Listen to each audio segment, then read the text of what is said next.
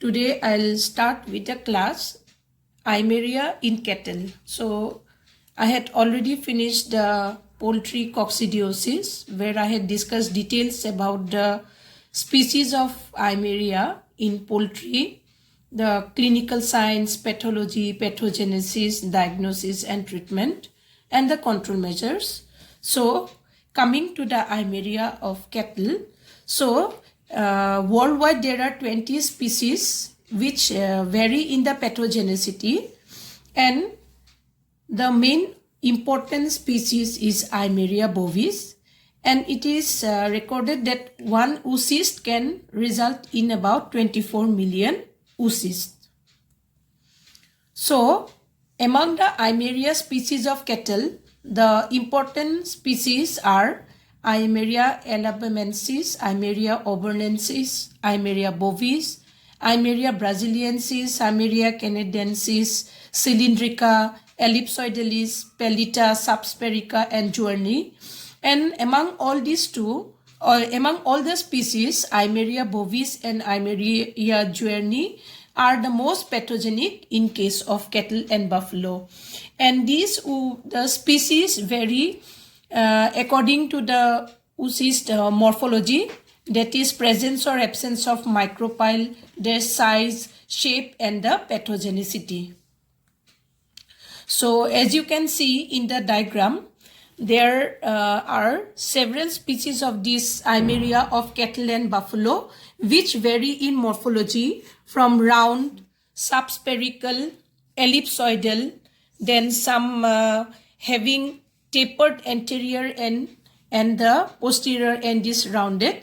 That means variation in shape and size. So you can identify the species by microscopy of the feces. So life cycle, it is same in whether it is in cattle, whether it is in poultry, because there are 3 stages I had told. One is gametogony, one is schizogony, and one is sporogony.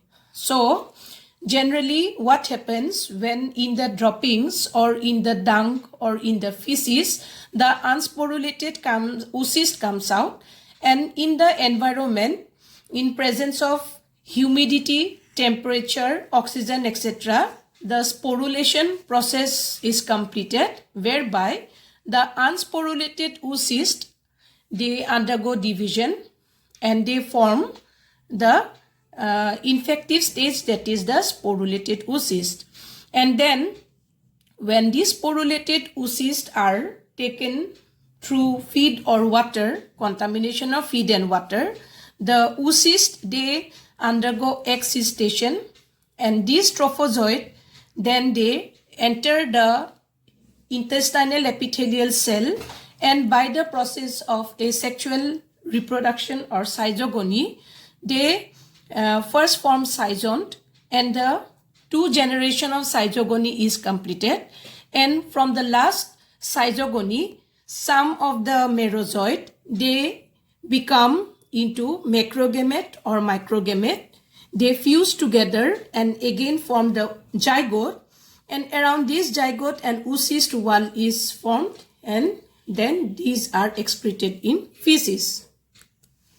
So this is the life cycle in detail. You can see the cattle in its dropping, the unsporulated oocyst has come out, whereby by the process of sporogony or sporulation, 4 number of sporocysts with sporozoite are formed, and the life cycle, it is completed in the intestinal epithelial cell, whereby there is first generation of schizogony, the merozoite comes out. Again this merozoite, they round up to from trophozoite, schizont, and again they form the second generation schizogony, and after this second generation, they just differentiate into gametes, that is the male gamete or the microgametocyte, and the female gamete or macrogamete. They fuse together, form oocyst, and are liberated in the